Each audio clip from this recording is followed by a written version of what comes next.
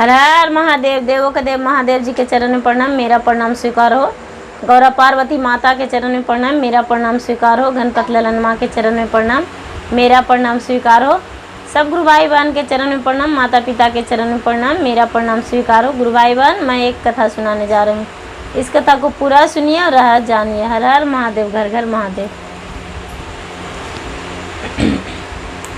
एक कोई गरीब आदमी थे, बहुत गरीब थे, इतना गरीब थे कि जिनका कोई कहना नहीं, बहुत गरीब थे। वो गरीब थे और दो पति पत्नी थे, वो दो भाई भी थे और पति पत्नी भी थे। दोनों भाई का शादी हो चुका था, दोनों भाई का शादी हो चुका था। दोनों आपस में बड़ी मिल के रहते थे, इतना मिल के रहते थे। और देवरानी और जेठानी भी बहुत अच्छे से रहती थी, बहुत अच्छे से, इतना अच्छा से। कोई भी काम करती थी तो दोनों मिलजुल के करती थी, खेत में भी काम किया करती थी तो दोनों मिलजुल के करती थी। एक दिन का बात है कि वो बड़ी वाली गोतनी जो थी वो प्रेग्नेंट थी। जब प्रेग्नेंट थी तो अपने जेठानी देवरानी से बोली कि बहन, अगर जो हम इस दुनिया से चल जाएंगे और अगर जो बच्चे को जन्म दे देंगे तो मेरा बच्चे को कौन देखभाल करेगा, मेरा बच्चा कैसे रहेगा इस पृथ्वी पर। उसका जो देवरानी थी वो डांट के बोली, दीदी ऐसा मत बोलो, ऐसा क्यों बोलती हो, भला तुम्हें क्या हो सकता है, कुछ नहीं होगा, शिव गुरु का कृपा होगा तो तुम्हें कुछ नहीं होगा। ये बोला, जो जेठानी थी वो बोली कि लेकिन हो सकता है कि अगर जो मुझे कुछ हो जाए तो ये देवरानी बोली, तो बहन आपकी बच्चा को हम देखभाल कर देंगे, अपने बच्चा से ज़्यादा प्यार हम तुम्हारा बच्चा को देख करेंगे। बोले अच्छा पक्का, तो हाँ पक्का, हम तुम्हारा बच्चा को पक्का ख्याल रखेंगे। इन्होंने बोला तो यदि मेरे पति शादी कर लेंगे तो मेरे बच्चे का तो सौतेली माँ आ जाएगी, और सौतेली माँ आ जाएगी तो मेरे बच्चे को मार देगी। ये बोली, ये तो हम नहीं कह सकते हैं कि क्या होगा, लेकिन तुम्हारे बच्चे को हम कभी माँ का याद नहीं आने देंगे। दोनों के इस बात को पूरा पक्का वादा किए, और जब पक्का वादा किए तो ये जो थी बेचारी 9वां महीना उसको हुआ और बच्चे का जन्म देके और इस दुनिया से चल गई। जब इस दुनिया से चल गई तो ये जो चचा और चाची थे वो दोनों मिलके पोसने लगे। कुछ दिन के बाद जो उसको पिता थे वो भी इस दुनिया से चल बसे। इस दुनिया से चल बसे, दोनों एक ही साथ माता पिता अपना जगह धर लिए तो ये बच्चा अनाथ हो गया। ये बच्चा जब अनाथ हो गया तो कोई भी कहता था कि इस बच्चा का माता पिता नहीं है, तो चचा और चाची कहते थे कि इस बच्चे को माता पिता हम हैं।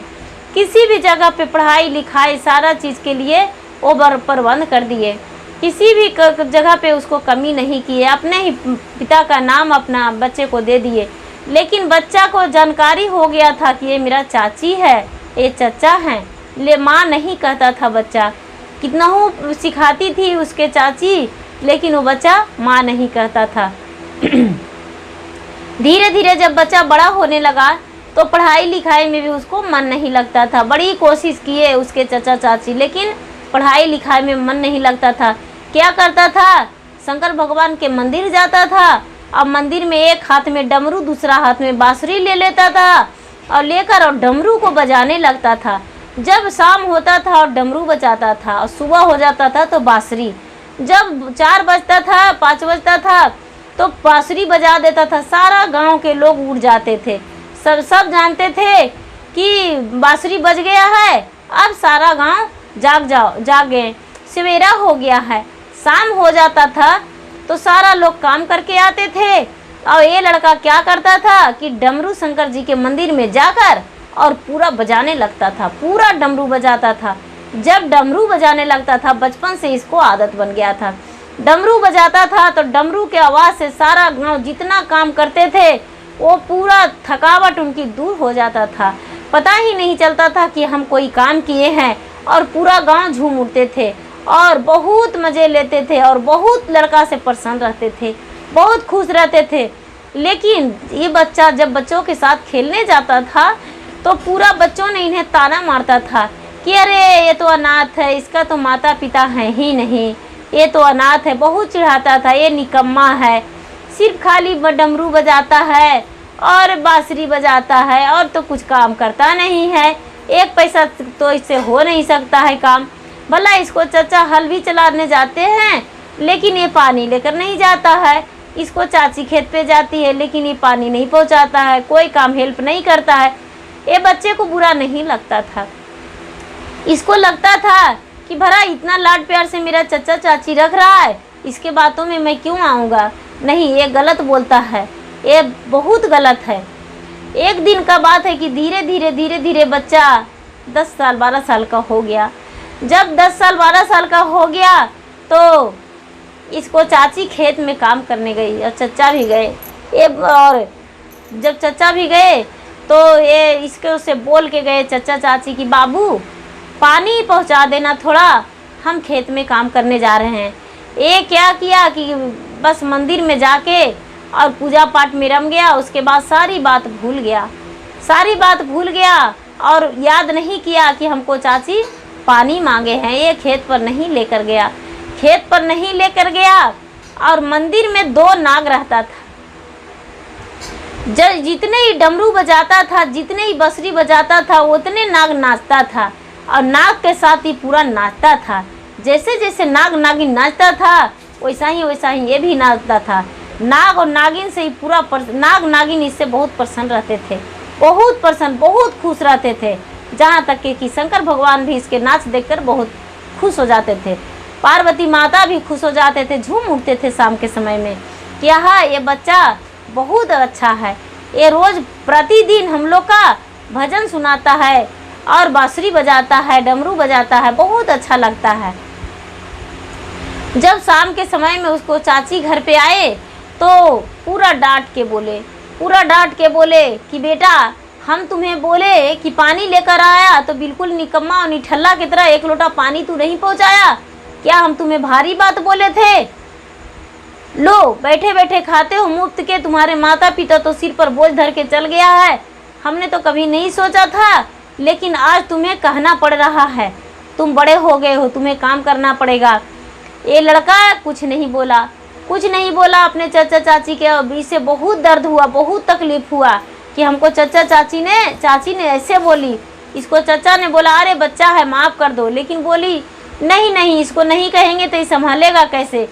रात में खाना नहीं खाया। चाची इसको कितना लाड प्यार से बोली लेकिन खाना नहीं खाया। ये लड़का क्या किया कि सुबह हुआ और घर छोड़ दिया और घर से निकल गया। चाची इधर उधर ढूंढी, सबके लड़कन के संगति में पूछा लड़कन से, लेकिन कोई नहीं बताया। चाची अंदेशा में रह गई। ये लड़का घर से निकल गया। सारा लोग से चाची और चाचा इसको कहने लगे कि मेरा बच्चा कहीं चल गया है। सारा लोग कहने लगे देखिए आपका बच्चा कोई अबोध बालक नहीं है, वो तो बहुत बड़ा हो गया, 10-12 साल का हो गया है। देखिए चिंता मत करिए, वो कहीं कमा खा लेगा, आप टेंशन मत लीजिए। फिर भी चाची बहुत टेंशन में थी। ये बेचारा क्या किया, चलते चलते बहुत दूर चल गया। जब शाम हुआ तो ये क्या किया कि अपना डमरू बजाने लगा। कहीं पर बैठ के डमरू बजाने लगा तो वहाँ गांव पड़ता था। वहाँ के सारे लोग जो काम करके जा रहे थे, इसको डमरू के आवाज़ सुन के पूरा झूम उठे और सब पूरा मस्ती में झूमने लगे। और जैसे लड़का गा रहा था, नाच रहा था, बिल्कुल वैसा ही नाचने गाने लगे। और देखिए इसको, अरे ये तो बहुत अच्छा है, मुझे तो लग ही नहीं रहा है कि आज काम किए हैं, आज तो बहुत अच्छा लग रहा है। ये लड़का को यदि हम राज में अपना लेके चल जाएं तो बड़ी अच्छा के बात है। अच्छा, राजा को हम खबर देते हैं। वहाँ के राजा के जो सब लोग थे किसान भाई, वो राजा को खबर किए कि अरे भाई राजा साहब, यहाँ एक लड़का आया है, वो बहुत बढ़िया डमरू बजाता है, उसका आवाज़ सुन के पूरा थकान दूर हो जाता है। यदि राजमहल में आप रख लेते तो बड़ी खुशी का बात था। राजा बोले ठीक है। राजा के पास बहुत कलाकार और संगीतकार थे, इसे भी ले जा गाया गया। इन्हीं भी बुलाया गया। ये भी लड़का गया तो जितने जो रात का समय में तो कुछ नहीं, जब सुबह हुआ तो सुबह हुआ तो ये लड़का 4 बजा जैसी बांसुरी अपना बजाने लगा। बांसुरी बजाने लगा, सारा गांव जाग गए, सारा गांव जाग गए। अरे बांसुरी कौन इतने सुंदर स्वर में बजा रहे हैं, लगता है कि राधा रानी आए हैं, शंकर भगवान पार्वती माता आए हैं। जैसे बांसुरी बज रहा है लगता है पूरा देवतान के आसन लग गया है गांव में। बहुत सुंदर बांसुरी बज रहा है। सारा लोग इधर उधर देखने लगे। पता चला कि जो लड़का राजा के घर में आया है वही इतना सुंदर बांसुरी बजा रहा है। सारा लोग इसके घर गए, राजा बहुत सारे लोग देखने गए, लेकिन देखे तो देखे कि हाँ वही लड़का सचमुच में बांसुरी बजा रहा है। सब अपना लौट आए घर को। राजा ने सबको इंटरव्यू लेने लगे, ट्रेनिंग लेने लगे। तो सब जो वहाँ पर थे संगीतकार वो बोले कि अरे ये पगला है, ये क्या कलाकार बनेगा, ये क्या संगीत सुनाएगा, संगीतकार तो हम हैं। देखो मेरा संगीत पूरा नाच गा के दिखाया। लेकिन जब सब का पूरा हो गया तो ये लड़का बोला, ये राजा पूछे कि तुम क्या जानते हो? बोले राजा साहब हम तो डमरू बजाना जानते हैं और बांसुरी बजाना जानते हैं, लेकिन सुबह में बांसुरी और शाम में अपना डमरू बजाते हैं। यदि आपको अच्छा लगेगा तो ठीक है, नहीं तो शाम के समय में ही आपके घर से हम चले जाएंगे। राजा बोले ठीक है, पहले बांसुरी बजा लो। बांसुरी बजाने लगा तो राजा वहाँ पूरा मनमोहित हो गया और पूरा झूमने नाचने लगा। जितना संगीतकार वहाँ कलाकार थे सारा लोग झूमने लगे, नाचने लगे और पूरा लगा कि यहाँ पर ब्रह्मा विष्णु महेश का आसन लग गया है। सब देवी देवताओं यहाँ पर आए हैं और बहुत अच्छा लगा, बहुत खुश थे, इतना खुश थे कि राजा साहब से माफ़ी मांगी कि राजा साहब इसके सामने हम कुछ भी नहीं हैं, इसके यदि काम पे रख लेते हैं यहाँ बांसुरी बजाने में तो बहुत अच्छा के बात है। राजा साहब इस लड़का को डमरू और बांसुरी की आवाज़ सुन के रख लिए। लेकिन ये लड़का बोला राजा साहब हम आपको राजमहल में नहीं रहने वाले हैं, हम कहीं शंकर भगवान के मंदिर में ही पूरा दिन बिताएंगे, भोजन करने तो हम आ जाएंगे राजमहल, लेकिन हम आपके महल में पूरा दिन नहीं बिताएंगे। राजा बोले कोई बात नहीं, आप जहाँ कहेंगे वहीं आपका सुविधा है, जहीं रह सकते हैं। ये लड़का राजमहल में नहीं रहा, शंकर भगवान के मंदिर में रहने लगा। शंकर भगवान के मंदिर में जो जहाँ गांव में रहता था एक नागिन एक नाग था, वही नाग और नागिन यहाँ भी इसके गांव में भी इसी मंदिर में वापस चला आया। ढूंढते ढूंढते ढूंढते ढूंढते यहाँ आ गया। सारा लोग पूजा करने जाते थे तो डर जाते थे, अरे ये लड़का रहता है तो नाग नागिन यहाँ आ गया है। लड़का बोला ये नाग और नागिन मेरा खिलौना है, मेरा ये शंकर भगवान का गले का हार है, ये किसी का कोई काटेगा नहीं, मेरे साथ नाचता है। मैं इसके जब बांसुरी बजाता हूँ तो ये नाच करता है, मैं डमरू बजाता हूँ तो ये मेरा डमरू में मदद करता है, सहारा देता है, भगवान के आसन लगाता है। सारा लोग इस बात को देखकर खुश थे। वो लड़का तो बहुत गरीब घर के था। जब इसके बांसुरी बजने लगता था तो सारा लोग इसको इनाम देने आते थे, सारा लोग इनाम देने आते थे। बहुत सारा ये महीना भर रह के जब बहुत सारा पैसा हो जाता था, पूरा दिन इसको कोई ना कोई 2 रुपया 4 रुपया 1 रुपया 2 रुपया 5 रुपया 10 रुपया ऐसे करके पूरा इनाम मिलता था। सारा बच्चे उसको इनाम देते थे। वैसा ही करते करते पूरा महीना राजा के राजमहल में इसका समय बीत गया मंदिर में रहते हुए। जब महीना लगा तो इसका महीना भर के पैसा अलग कमाई हो गया और राजा का जो पेमेंट किए वो तो अलग हो गया। जब महीना लग गया तो बोला राजा से कि राजा साहब हम 2-4 दिन के लिए अपना घर जाएं। राजा साहब बोले हाँ हाँ जा सकते हैं, लेकिन आपको वापस आना होगा। ये बोले हाँ राजा साहब आपके घर हम जरूर आएंगे। ये लड़का चल दिया अपना घर के ओर चल दिया और जब घर पहुंचा तो शाम हो गया था। जब शाम हो गया था एक डमरू बजाया तो पूरा गांव जान गए कि अरे आ गया है वो लड़का। सारा लोग देखने आए कि अरे वो चल आया है, वो लड़का जो अनाथ था वो चल आया है, जो उसको चाचा चाची पोसा है वो चल आया है। पूरा गांव में हल्ला हो गया, सब देखने आए, देखकर खुश हो गए। लेकिन चाचा चाची को जब रात हुआ तो जितना पैसा था वो हाथ में धरा दिया और बोला चाची मुझे पता नहीं था कि हम इतने बड़ा कलाकार हैं। गांव में रह के तो साग और मूली के बराबर थे, लेकिन जब हम बाहर गए तो एक सोना के तरह हम झलक गए। एक बहुत बड़े गायक कलाकार हम बन गए, संगीतकार बन गए। मुझे तो इस राज में स्वीकार लिया गया है। राजमहल में हम रहते हैं, भोजन करते हैं और मंदिर में मेरा आश्रम बन गया है। मंदिर में रहते हैं। जो नाग नागिन यहाँ मंदिर में थी वही नाग नागिन वहाँ भी चल गई है, मेरे साथ ही रहती है।